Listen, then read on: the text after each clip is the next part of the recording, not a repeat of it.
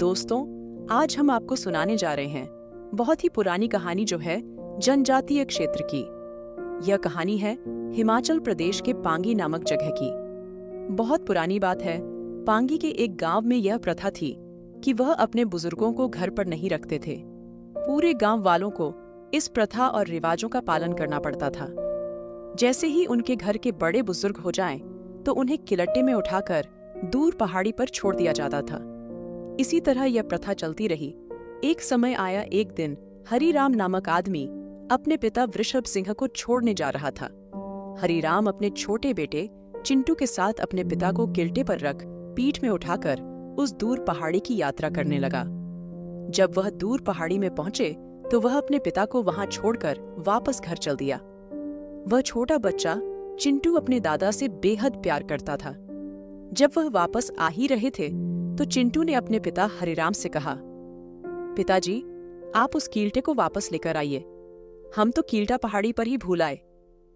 चिंटू के पिता हरिराम ने बहुत ही हैरानी से उसे पूछा कि कील्टा वापस क्यों लाए, उसकी क्या जरूरत। तो चिंटू ने अपने पिता से कहा कि जब आप बूढ़े हो जाओगे तो आपको भी तो कील्टे की जरूरत पड़ेगी ना। मैं इतनी दूर पहाड़ी में आपको कैसे लेकर आऊंगा। जब आप बूढ़े हो जाओगे आप तो चल भी नहीं पाओगे। उस समय किल्टा ही तो आपके काम आएगा ना।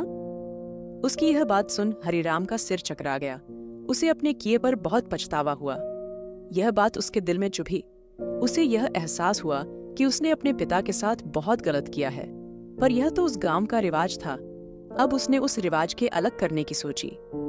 वह चुपके से अपने पिता को उसी किलट्टे में रखकर वापस घर ले आया और घर पर उसने एक कमरे में अपने पिता को छुपा कर रखा ताकि कोई उसे देख ना ले, क्योंकि यह गांव की प्रथा थी कि कोई भी बुजुर्ग घर पर ना रहे।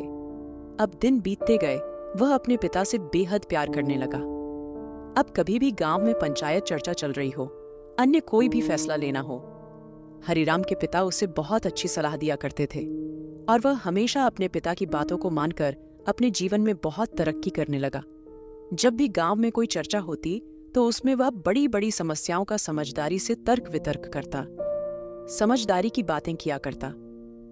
जब लोग हरिराम से पूछा करते, तुम ऐसी समझदारी की बातें कहां से लाते हो इतनी छोटी सी उम्र में, तो वह मन ही मन मुस्कुराता और अपने पिता का धन्यवाद करता, क्योंकि वह समझदारी की बातें उसे तो केवल उसके पिता ही सिखा सकते थे। अगर वे उन्हें वापस ना लाते तो यह बातें और जीवन की यह महत्वपूर्ण सीख उसे कौन देता और जीवन में होने वाली गलतियों से कौन सतर्क करता और बचाता।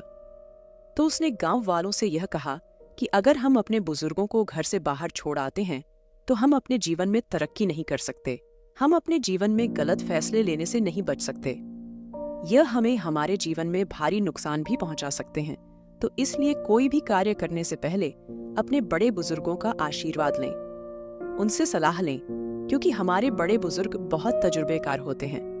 वह हर उस दौर से गुजरे हैं जहां हम अभी गुजर रहे हैं। उन्हें हमसे ज्यादा अनुभव है। वह हमेशा हमें अच्छी सलाह देंगे। हमारे बड़े बूढ़े हमेशा हमारा भला सोचते हैं, कभी बुरा नहीं। यह बात सुनकर पूरे गांव वाले अपने बुजुर्गों को घर वापस ले आते हैं।